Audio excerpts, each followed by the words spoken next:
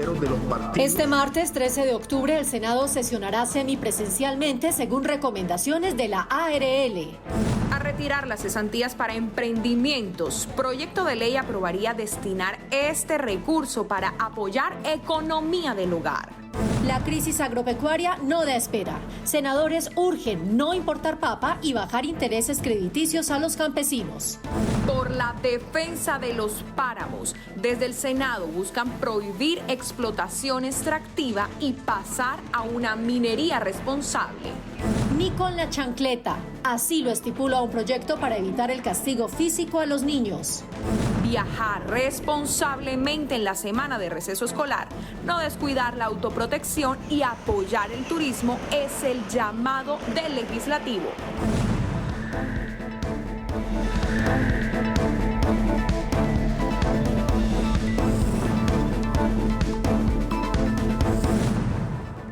Buenas noches. Este 13 de octubre arrancan las sesiones mixtas en el Congreso de la República. La ARL Positiva dio luz verde para que voceros de los partidos políticos y otros senadores sesionen presencialmente bajo varias medidas de autocuidado. Desde todas las vertientes políticas expresaron su aprobación y dijeron que es un gran paso hacia la presencialidad plena, pero que es importante preservar la vida y seguir con los protocolos de bioseguridad ante la pandemia. Hace unos meses, 1.897 personas laboraban diariamente en el Senado. Desde que empezó la pandemia, como en todo el mundo, la actividad normal del legislativo cambió, pasando de ser así a ser virtual. A los voceros de los partidos. Luego de un estudio minucioso de la administradora de riesgos laborales Positiva, se estableció que el Senado podrá realizar sesiones semipresenciales. Estamos de acuerdo con las sesiones presenciales. Si el país se ha reactivado económicamente, el Congreso debe sesionar de manera presencial.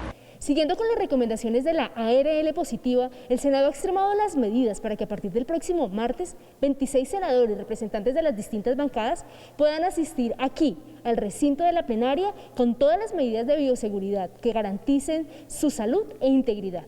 Las curules estarán separadas por 3 metros. No podrán asistir más de 32 personas en el recinto. No ingresarán asesores, ni policías, ni escoltas, ni periodistas. Solo asiste el personal técnico y funcionarios de la Secretaría General, que se encargan de las relatorías.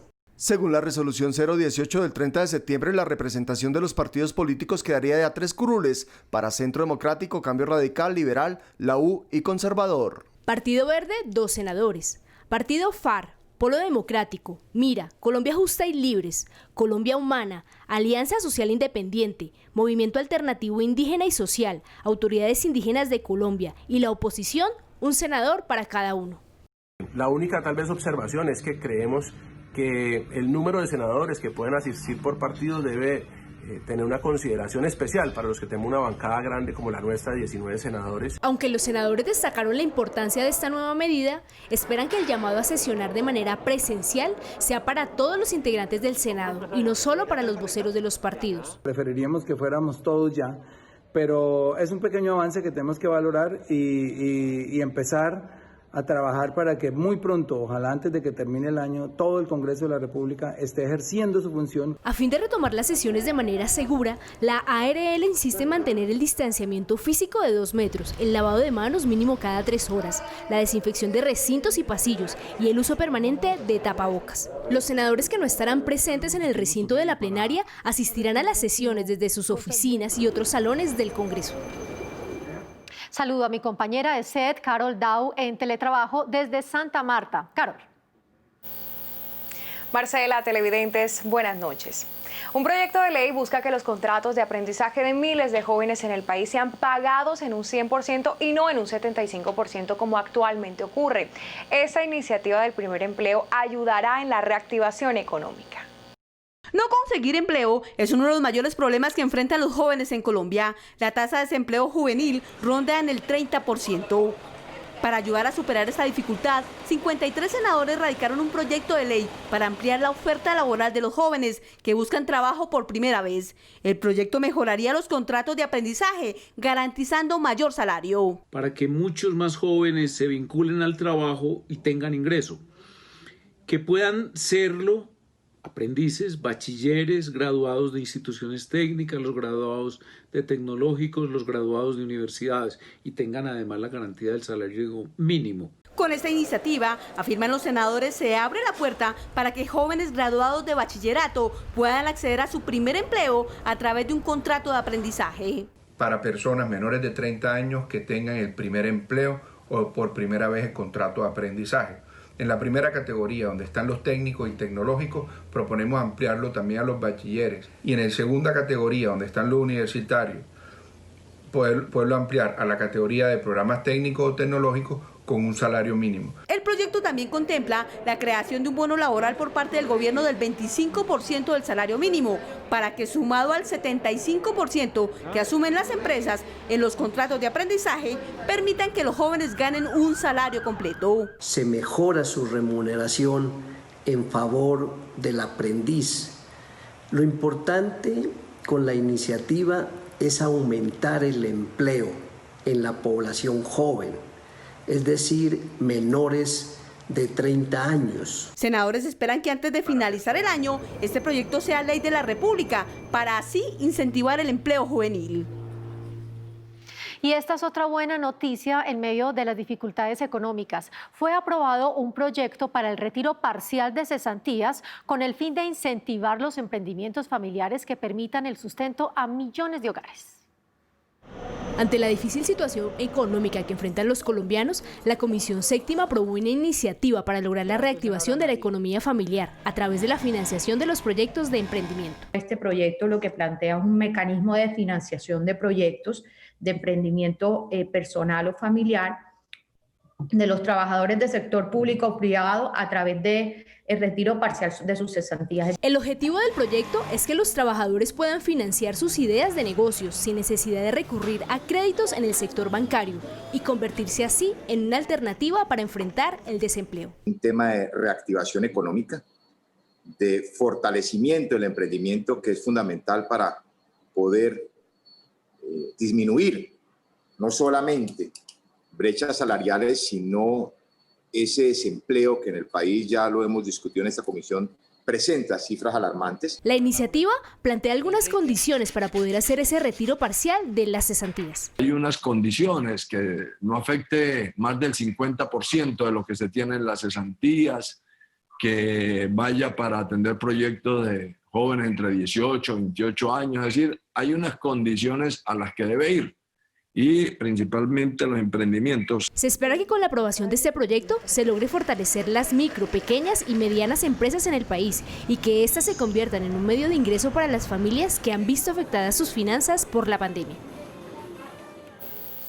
Transferencias bancarias 0 pesos es la petición directa de los senadores para que el Estado no pague durante la pandemia por las transacciones financieras de los programas que se giran a los más vulnerables, como el Ingreso Solidario o Familias en Acción.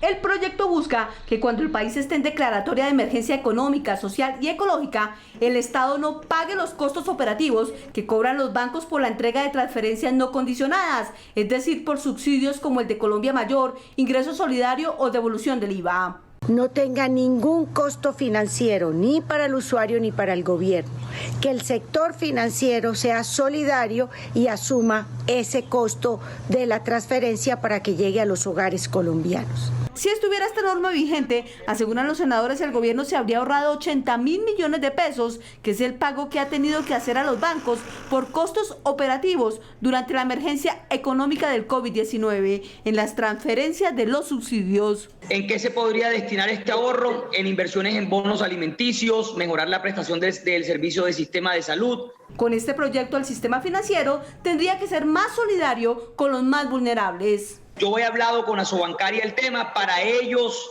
dicen que esto es un costo irrisorio, que es casi simbólico. Pues si 80.000 millones de pesos son simbólicos para los bancos y no representan nada para la ciudadanía, sí. La iniciativa pasará a ser estudiada por la plenaria del Senado en las próximas semanas. Es difícil la situación de los pequeños agricultores por los altos costos de los insumos y fertilizantes. Senadores le pidieron al gobierno alivios en créditos y prórrogas de créditos con bajas tasas de interés. Según cifras del DANE, hoy la población rural que vive en Colombia alcanza los 11 millones de personas, de las cuales el 87% de ellas vienen sufriendo dificultades a causa de la pandemia. No vemos realmente los campesinos una oportunidad para los campesinos realmente. No hay una oportunidad porque nos condenan a seguir siempre siendo productores de materias primas y eternamente pobres. En los decretos que el gobierno ha establecido para atender la pandemia, pues tampoco vemos involucrados a los campesinos, tampoco vemos involucrado a ese pequeño productor de papa, de panela, de yuca, de aguacate, de cítricos. No se ve realmente que se involucre la atención para el pequeño productor. En un debate adelantado en la Comisión Quinta del Senado se pidió al gobierno replantear la política pública para este sector para poder lograr una verdadera reactivación económica.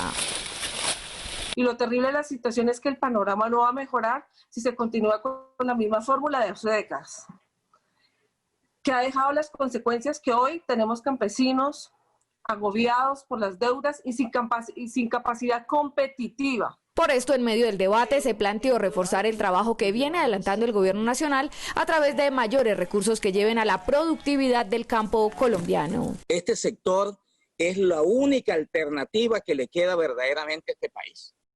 Quedó demostrado en la pandemia. Lo sigue siendo. Imagínense este sector si se le hubiese hecho las inversiones que requiere. Construir una ruta clara a corto, a mediano y a largo plazo. Senadores coincidieron en que las ayudas para este sector deben ser inmediatas, ya que el abandono histórico del Estado ha llevado a que haya un abandono de la tierra en búsqueda de oportunidades. Y de esa crisis financiera no escapan los cultivadores de papa. Se quejan por las toneladas de tubérculos que ingresan al país. Desde la Comisión Quinta aseguran que es suficiente con la producción de Boyacá, Pasto y otras regiones para solventar el mercado nacional. Hoy más de 110.000 familias viven del cultivo de papa en Colombia, las cuales están en riesgo de quedar sin su sustento por el bajo costo del tubérculo, consecuencia de las importaciones. En el 2019, Colombia importó más de 50 toneladas de papa prefrita congelada y los productores nacionales produjeron más de 2.700.000, según ellos suficientes para abastecer el mercado nacional. La verdad, nosotros todos los agricultores estamos en quiebra con la venta de la papa. La papa está en precios muy baratos, hay sobreoferta de papa en los 3 departamentos, lo que es en Nariño, Cundinamarca y Boyacá. Y de igual forma le decimos que cese las importaciones de papa, que se paren inmediatamente para el agricultor poder sobresalir adelante. Estamos vendiendo a pérdidas. El bulto de papa está a 8.500 pesos cuando nuestro costo de producción es alrededor de 30.000 pesos. La crisis sanitaria dejó a muchos colombianos sin empleo y por ende sin ingresos, lo que llevó a que el consumo de la papa cayera significativamente, situación que también viene afectando al sector. El inicio de la pandemia, ellos tuvieron que soportar precios de ruina en la venta del producto y hoy están agobiados por las deudas que nos dan espera. Está a punto de ingresar papa de Bélgica a partir de darle cumplimiento a los tratados de libre comercio con la Comunidad Económica Europea. El ministro dice que no conoce de esto.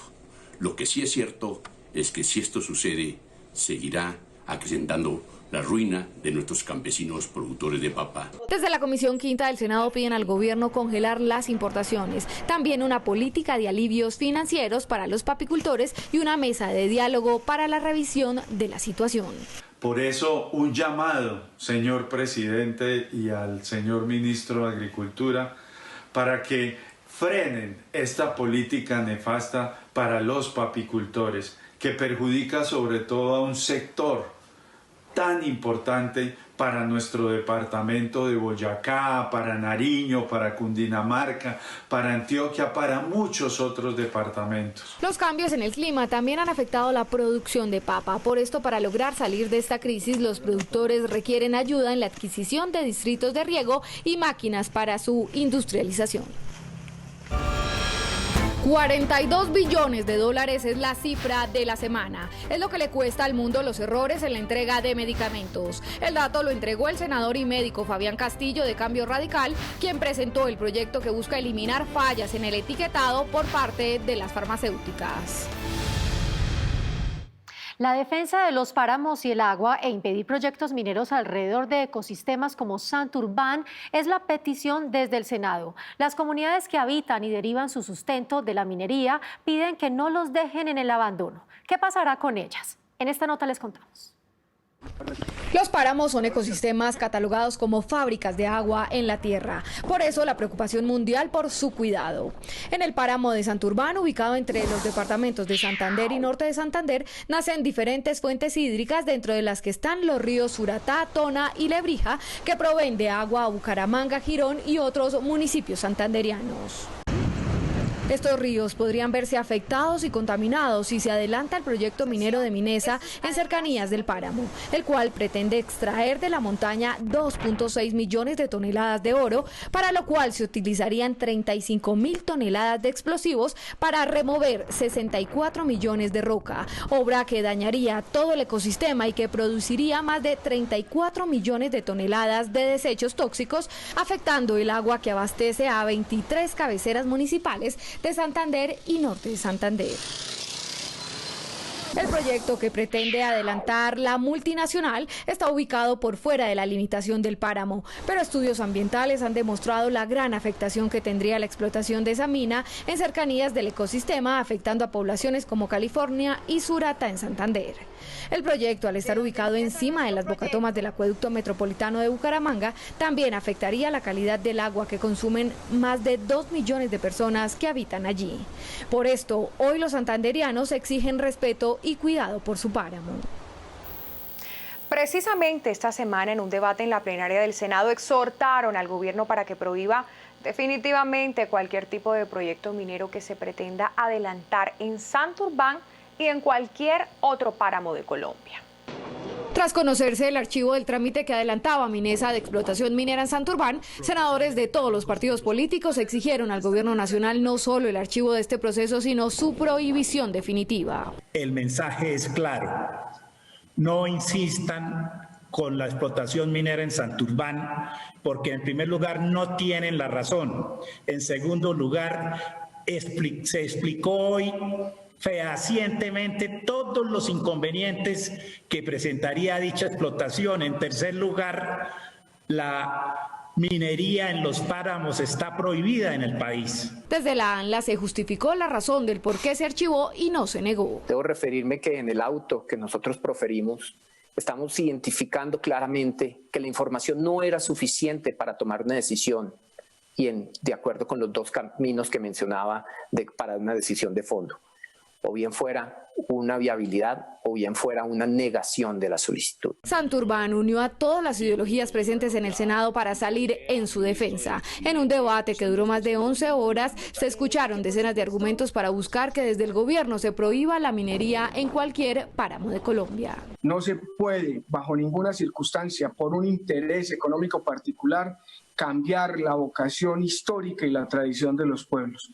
Muchas gracias, doctor Rodrigo, director de la ANLA, por la valentía de su decisión y esperamos que este antecedente sea muy importante en su consideración para lo que se viene para el suroeste antioqueño. En medio del debate también se habló de la afectación en materia de empleo que traería en las comunidades santanderianas el rechazo del proyecto minero. Allá hay gente que está de acuerdo en Sotonorte, que está de acuerdo con la licencia ambiental. Pues ¿por qué? Porque sus familias, sus padres, pero además sus abuelos y sus bisabuelos han dependido de esta actividad. Entonces, no a la licencia, pero busquemos diferentes alternativas para que el índice de desempleo no crezca. Para otros senadores, no se debe satanizar la minería y se debe hacer de manera responsable. No se puede estigmatizar a la minería en Colombia. Ese debate yo creo que hay que cambiarlo. Acá en Colombia la minería es fundamental y es complementaria, y a quienes estaban de pronto equivocados y no tenían datos, a quienes dijeron que no generaba empleo, les quiero hacer claridad: genera 350.000 empleos directos y cerca de 900.000 empleos indirectos. Colombia posee el 57% de los páramos del mundo, por eso desde el Senado se continuará la lucha por su protección. Senadores le pidieron al Banco de la República y al gobierno buscar alternativas económicas para la reactivación en las regiones. El enfoque inicial debe dirigirse a las ciudades donde el desempleo es más alto. Según el gerente del Banco de la República, Colombia cerrará el 2020 con un decrecimiento económico del menos 8.5%. También afirmó que el emisor entregará al Estado utilidades por 7.3 billones de pesos, la más alta en los últimos años, pero advirtió que para el 2021 las ganancias no serán iguales. Y desafortunadamente para el 2021 esperamos utilidades muy bajas o negativas. ¿Por qué? Porque si vimos el slide que yo presenté, la gran mayoría de ganancias del 2020 ocurrió porque Estados Unidos bajó su tasa de interés. Según el informe del banco, las regiones más afectadas por la pandemia han sido el nororiente antioqueño y la costa caribe. Senadores le piden al gobierno mirar alternativas para reactivar la economía regional, como la de adelantar la prima de diciembre para octubre, con el fin de generar liquidez en los trabajadores. Que se puedan anticipar las primas de diciembre, porque hoy lo que necesitamos es la reactivación económica, reactivar el consumo de los hogares es pilar importante. Al debate también asistió el viceministro de Hacienda, a quien le pidieron los senadores descentralizar los programas nacionales de reactivación económica, sobre todo en ciudades como Neiva, Ibagué, Cúcuta y Armenia, donde el desempleo es más alto. A nivel nacional vemos política, programas, pero no articulados. Necesitamos articulación para que el 2021 sea de plena reactivación, sobre todo en una región que adolece, que tiene problemas gravísimos de empleo. Neiva es el campeón del desempleo en Colombia. La recuperación económica debe tener un enfoque diferencial respecto de las regiones, respecto de la vocación de las regiones, y creo que eso debe ir acorde a diferentes programas y políticas que están implementando, formulando. Según el estudio del Banco de la República, los sectores de arte, recreación, comercio, transporte, minería, industria y construcción han sido los más afectados por la pandemia. Senadores de la Comisión Séptima le pidieron al ministro de Hacienda más recursos para fortalecer la salud.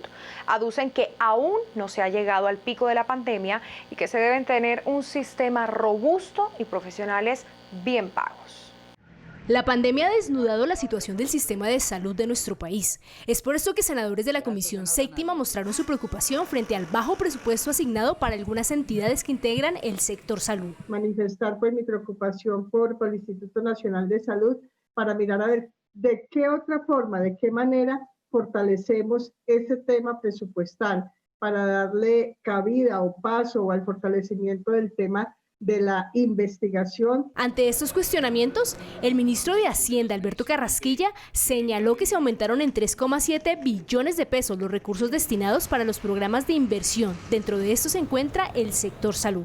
Salud y protección social, proyecto del gobierno, 30.922 billones de pesos. Proyecto del Congreso, 35.849 billones de pesos. Vivienda, proyecto del gobierno, 4.160 billones de pesos. Proyecto del Congreso, 5.203 billones de pesos. Tenemos el PAI, el Programa Ampliado de Inmunizaciones. Tenemos el stock de biológicos y se allegaron 58.000 millones de pesos para esos tres temas. Aunque algunos senadores destacaron la importancia de este aumento, señalaron que dada la crisis que vive el país, los recursos no son suficientes para atender las necesidades de los colombianos, por lo que pidieron al gobierno seguir haciendo mayores esfuerzos en lo financiero. Señor ministro, lo que se pueda incrementar va a ser vital y esta pandemia nos ha demostrado cómo los temas sanitarios son importantes para el desarrollo de cualquier sociedad. La próxima semana continuará el estudio de aprobación de los 314 billones de pesos que harán parte del presupuesto general de la Nación del próximo año. La Comisión Primera aprobó un proyecto para no castigar a niños con golpes, empujones o cualquier método físico. Orientación y más programas pedagógicos a los niños y a la juventud es el llamado. En Colombia, según cifras de medicina legal, los menores de edad empiezan a ser castigados físicamente desde los 5 meses. Una iniciativa que avanza en el Congreso busca la protección de los niños y evitar que no puedan ser maltratados con pellizcos, bofetadas, empujones o cualquier castigo físico para ser corregidos. Lo que queremos es que los colombianos sepamos imponer los límites, imponer disciplina a nuestros hijos, jamás utilizando ni la violencia ni los tratos degradantes, humillantes o crueles. Para los legisladores es necesario eliminar la violencia física como método de corrección, sin quitar el derecho que tienen los padres de educar a sus hijos. Mantener esa potestad por parte de la familia, de los padres en la educación de los niños, y un Estado subsidiario que lo que tiene que hacer es proteger, guiar. Un trato respetuoso a los menores, aseguran los senadores, garantiza la eliminación de más violencia. Propusimos el fortalecimiento de la familia, las escuelas de padres y también proteger el modelo de formación, de crianza, de enseñanza autónomo y propio de nuestros padres de familia en un marco de principios, valores y creencias. Senadores coinciden, se debe invertir más recursos en una política de primera infancia que tenga como objetivo educar en el seno de los hogares sin agresiones físicas para tener en el futuro adultos no violentos. Si se prioriza el gasto en la atención integral de la primera infancia y esta se cría sin violencia, es altamente probable que ese país por décadas no sea violento. Este proyecto pasará ahora a la plenaria del Senado para su último debate. Un trino, el del senador Carlos Fernando Motoa del Partido Cambio Radical en la cuenta @senadormotoa.